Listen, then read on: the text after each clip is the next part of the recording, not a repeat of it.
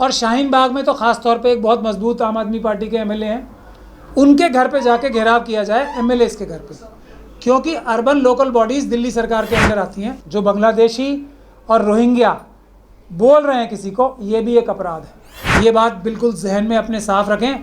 जो भी देश को कमज़ोर करने की बात करता है उसके तार कहीं ना कहीं आरएसएस और मनुवादियों से जुड़े होंगे, और कोई ये काम कर ही नहीं सकता। ये बात आप लोगों को बिल्कुल अपने जहन में साफ रखनी चाहिए। कौन जा रहा था वहाँ धार्मिक स्थल पे चीज़ें फेंकने? यही आरएसएस के मनुवादी मानसिकता के लोग जा रहे थे ना। तो ये ऐसे कार्य, देशद्रोह के कार्य सिर्फ और सिर्फ आरएसएस के लोग कर सकते हैं।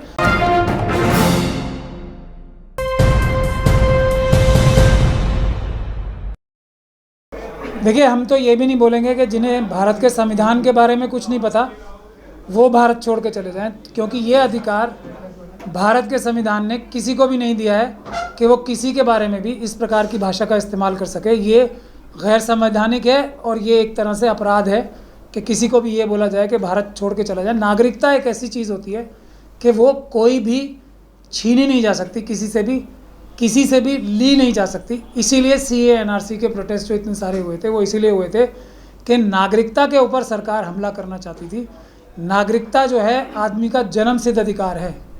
मैं जहाँ पैदा हुआ हूँ मुझे वहाँ से कोई भी नहीं निकाल सकता, ये बुनियादी बात है। लेकिन ऑब्वियसली जो लोग मनुवादी मानसिकता के शिकार होते हैं उनको संविधान से और बाबा साहब डॉक्टर भीमराव अंबेडकर के संविधान से कुछ लेना देना होता ही नहीं है।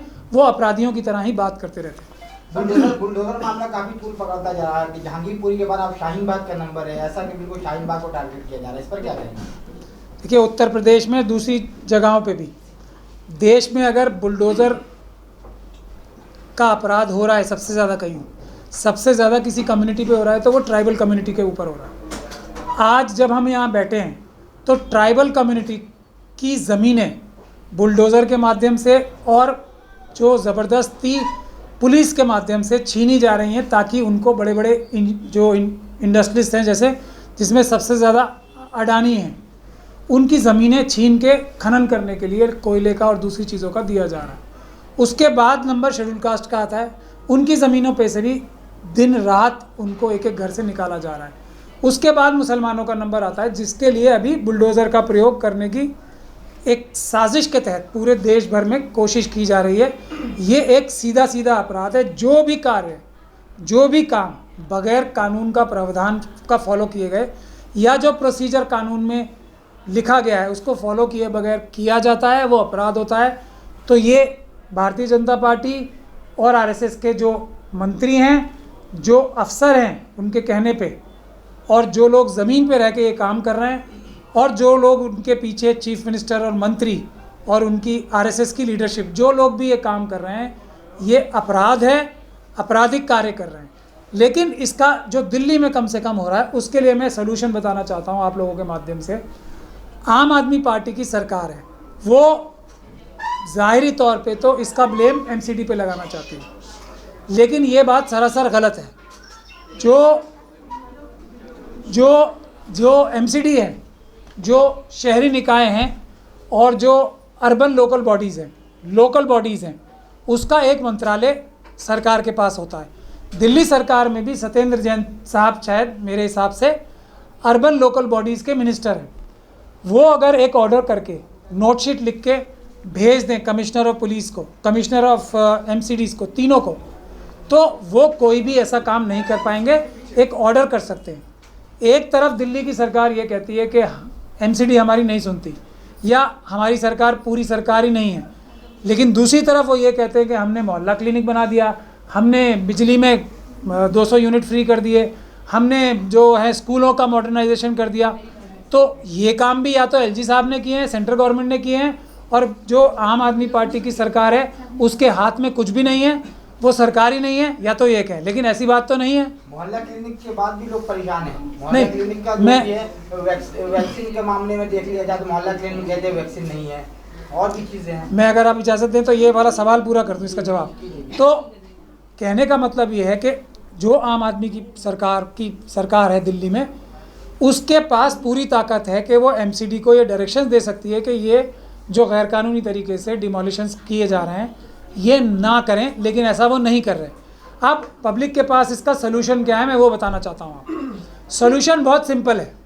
सोल्यूशन ये है कि आप अपने एमएलए से, ज़्यादातर जगहों पे तो आम आदमी पार्टी के एमएलए जीते हुए हैं, और शाहीन बाग में तो ख़ास तौर पे एक बहुत मजबूत आम आदमी पार्टी के एमएलए हैं, उनके घर पे जाके घेराव किया जाए एमएलएस के घर पे, क्योंकि अर्बन लोकल बॉडीज़ दिल्ली सरकार के अंडर आती हैं।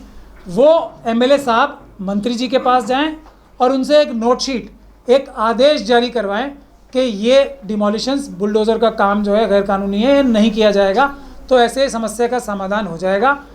जो आम आदमी पार्टी के एमएलएज हैं उनका घेराव किया जाए तो ये काम बहुत आसानी से हो सकता है, अगर उन्हें नोट शीट लिखने में कोई दिक्कत आ रही है। सर लेकिन आम आदमी पार्टी तो कह रही है वो बांग्लादेशी हैं और रोहिंग्या वाले हैं, उनका घर गिराया जाएगा। जो इस प्रकार की भाषा का भी इस्तेमाल कर रहे हैं वो भी क्रिमिनल्स हैं। जो बांग्लादेशी और रोहिंग्या बोल रहे हैं किसी को, ये भी एक अपराध है, और ये एक बहुत बड़ा अपराध है। लेकिन मजबूरी ये है हमारी कि हमारे देश में हमारे नागरिक जो है ना, बड़े बड़े अफसर जो और बड़े बड़े अहदेदार पे जो, जैसे ये आम आदमी पार्टी के जो बड़े बड़े ऑफिस बेयरर्स हैं, उनके खिलाफ एफआईआर दर्ज कराने को तैयार नहीं होते, हिचकते हैं। अगर लोग हमारे पास आएंगे, किसी भी अच्छे वकील के पास जाएंगे, तो इस प्रकार की भाषा का प्रयोग भी अपराध है, उसके खिलाफ भी मुकदमा दर्ज कराया जा सकता है। तो दो पक्षों में पत्थरबाजी हो गई है, उस पर क्या कहना चाहते हैं? पंजाब में मुझे उसके बारे में मालूम नहीं है, कुछ बताएंगे? खालिस्तानी जिंदाबाद के नारे लग रहे हैं वहाँ पे। खालसा जिंदाबाद, खालसा राज करेगा, ऐसे नारे लगे हैं। दो समुदाय के बीच झड़प हुई है, एसएचओ को चोट आई है, गंभीर चोट लगी है। जबकि बीजेपी नेता खालिस्तान मुर्दाबाद की रैली निकाल रहे हैं उसी टाइम में, थोड़ी देर बाद। देखिए, राज करेगा खालसा का मतलब क्या है कि जो प्योर है, जो सच है, वो राज करेगा, इससे किसी को तकलीफ नहीं होनी चाहिए। लेकिन खालिस्तान या किसी भी प्रकार से भारत देश को तोड़ने की जो बात करता है, वो सिर्फ और सिर्फ मनुवादी मानसिकता का ही व्यक्ति हो सकता है, या कोई भटका हुआ व्यक्ति हो सकता है। ये बात बिल्कुल जहन में अपने साफ रखें। जो भी देश को कमज़ोर करने की बात करता है, उसके तार कहीं ना कहीं आरएसएस और मनुवादियों से जुड़े होंगे, और कोई ये काम कर ही नहीं सकता। ये बात आप लोगों को बिल्कुल अपने जहन में साफ रखनी चाहिए। या तो उनका एजेंट होगा कोई, या वो खुद होंगे। अभी आपने अयोध्या में भी देखा है कल ही, और अयोध्या की पुलिस की मैं तारीफ़ करना चाहता हूँ कि उन्होंने एक अच्छा काम किया ऐसे लोगों को पकड़ के। कौन जा रहा था वहाँ धार्मिक स्थल पे चीज़ें फेंकने? यही आरएसएस के मनुवादी मानसिकता के लोग जा रहे थे ना। तो ये ऐसे कार्य, देशद्रोह के कार्य सिर्फ और सिर्फ आरएसएस के लोग कर सकते हैं, या ऐसे लोग कर सकते हैं जिनके तार आरएसएस से जुड़े हों। जो एक खालिस्तान का एक झूठा ढकोसला ये आरएसएस और हमारी जो आज की केंद्रीय सरकार है ये क्रिएट करना चाहती है, ये भी पाकिस्तान और चाइना से हाथ मिला के एक झूठा नैरेटिव तैयार करना चाहती है कि पंजाब में खालिस्तान के चाहने वाले लोग हैं। ये सरासर झूठ और बेबुनियाद बात है। कोई भी हमारा पंजाब का निवासी खालिस्तान नहीं चाहता। पूरा देश हमारा खालिस होना चाहता है, हम पूरा भारत ही हमारा खालिस होना चाहता है। और सिखों को क्या ज़रूरत है अलग राज लेने की, जब वो पूरे देश पे राज कर सकते हैं। सिख तो एक देश, हमारा प्रधानमंत्री खुद हुआ है। ये झूठा नैरेटिव सिर्फ और सिर्फ मनुवादी क्रिएट करते हैं। पहले मुसलमानों के खिलाफ करते थे, अब सरदारों के खिलाफ करना चाहते हैं। ये देश के दुश्मन हैं, ये देशद्रोही हैं। कोई भी सिख, कोई भी मुस्लिम, कोई भी क्रिश्चियन, कोई भी माइनॉरिटी का व्यक्ति, कोई भी SC ST OBC का व्यक्ति, कोई भी महिला भारत को कमज़ोर करने की बात सोच भी नहीं सकती। हाँ, बचे हुए 6.5% लोगों में से बहुत सारे लोग ऐसे हैं जो कि मनुवादी मानसिकता के, उनके तार पाकिस्तान की ISI से भी जुड़े हुए हैं और चाइनीज़ एजेंसी से भी जुड़े हुए हैं। उन्हीं के साथ मिलकर देश में अफरा तफरी का माहौल बना रहे हैं और श्रीलंका जैसा हाल भारत का करने की कोशिश कर रहे हैं। यही मनुवादी, यही RSS के। सर, आप लोग कहते हैं कि आरएसएस के विचारधारा बीजेपी वाले ही करवाते हैं दंगे वगैरह, लेकिन अगर देखा जाए तो वही बीजेपी की सरकार यूपी में और बीजेपी सरकार की पुलिस ने पकड़ के अयोध्या में, तो क्या कहना चाहेंगे? बहुत बड़ा फ़र्क है। हम बार बार इस बात को कह रहे हैं कि पुलिस सारी खराब नहीं होती है। आज भी ईमानदार अफसर जो बाबा साहब डॉक्टर भीमराव अंबेडकर का संविधान मानते हैं, तो वो अपने राजनीतिक आकाओं की बात ना सुन के ईमानदारी से काम करते हैं। लेकिन ऐसे ज़्यादातर व्यक्ति पुलिस ट्रेनिंग लाइंस में, ऐसे ज़्यादा व्यक्ति जिनको कहा जाता है ना पनिशमेंट पोस्टिंग्स पे हैं। लेकिन जहाँ जहाँ भी, ये दिल्ली में आदर्श नगर में एक SHO साहब थे ना, उनकी भी वीडियो बहुत वायरल हुई थी। उन्होंने कहा था देश का संविधान चलेगा, यहाँ किसी की ये बकवासबाजी नहीं चलने दूंगा। उनका अगले दिन ट्रांसफ़र हो गया।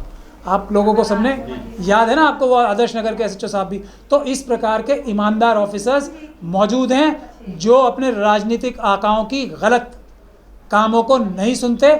उन लोगों से ही हमारे देश को होप है। यही लोग जो है भारत देश के असली सैनिक हैं जो हमारे देश को इकट्ठा रखे हुए हैं। सर उत्तर प्रदेश में कोई सर देखिए, मैं ये कह रहा हूँ कि ये जो लोग इतनी बड़ी साजिश कर रहे थे देश के खिलाफ, चाइना और पाकिस्तान के लोगों से जो अयोध्या में हुआ है, उनके घरों पे भी बुलडोज़र नहीं चलने चाहिए। ये गैर कानूनी है। जो अपराध मुस्लिम्स के घर पे बुलडोज़र चला के है, वो इनके घर, चाहे कोई कितना भी बड़ा अपराधी भी क्यों ना हो, अब ये तो इतने बड़े अपराधी हैं ना, उनके घर भी बुलडोज़र नहीं चलना चाहिए। कानून में हर चीज़ का प्रावधान है। मेरे और आपकी घर की सरकार नहीं है। एक चीज़ और आपको मैं समझाना चाहूँगा आपके माध्यम से आपके व्यूअर्स को, देश की सरकार क्या है? उत्तर प्रदेश की सरकार है, उत्तर प्रदेश की जनता। एक चीफ मिनिस्टर जो कि एक पॉलिटिकल पार्टी से हैं, वो 40% से भी कम वोट लेके आए हैं, और वोट परसेंटेज देखिए 60% के आसपास हुई है उत्तर प्रदेश में। तो 60% का 40% कितना होता है? 24% होता है। पूरे उत्तर प्रदेश की 24% जनता का भी उनको समर्थन नहीं है, तो वो सरकार नहीं होती है। सरकार का कॉन्सेप्ट है देश की जनता। प्रधानमंत्री सरकार नहीं होता है, प्रधानमंत्री सरकार नहीं होता, देश की जनता स्टेट होती है। देश के 4 स्तंभ स्टेट होते हैं, जिसमें से पार्लियामेंट, जो है जुडिशरी, जो प्रेस और जो ब्यूरोक्रेसी है, ये 4 पिलर हैं। और देश की जनता भारत है। किसी को ये गलतफहमी नहीं होनी चाहिए कि मैं चीफ मिनिस्टर बन गया या मैं प्राइम मिनिस्टर बन गया तो मैं भारत सरकार बन गया। भारत सरकार और भारत का राष्ट्र अलग चीज़ है। देश की जनता राष्ट्र है। हम लोग देश के मालिक हैं। ये लोग तो नौकर हैं। चीफ मिनिस्टर साहब 5 साल के लिए नौकर चुनाए हमने और आपने मिलकर। प्रधानमंत्री को नौकर चुनाए हमने 5 साल के लिए, वो सरकार नहीं है। इस बात का फ़र्क हमें अच्छे से मालूम होना चाहिए कि एक पॉलिटिकल पार्टी का एक नेता कुछ सालों के लिए, कुछ दिनों के लिए देश की जनता उसे अपने नौकर के तौर पे चुनती है। देश की जनता मालिक है देश की सरकार जनता है, देश का स्टेट भारत राष्ट्र जनता है। जिस तरीके कानून से हट के जो भी काम कर रहा है, जो भी उतरवा रहा है, कि अगर वो डेसिबल लेवल जो सुप्रीम कोर्ट की गाइडलाइंस हैं और जो इस बारे में ध्वनि प्रदूषण के जो एक्ट हैं, उसके लेवल के तहत रहकर जो लाउड स्पीकर लगे हुए हैं, उनको कोई हटाता है तो वो अपराध है। किसी भी अच्छे वकील के पास जाएंगे, वो उस SHO को और उस पुलिस अधिकारी को और उस दूसरे अधिकारी को जेल में भिजवा सकता है। ये मैं आपको गारंटी देता हूँ।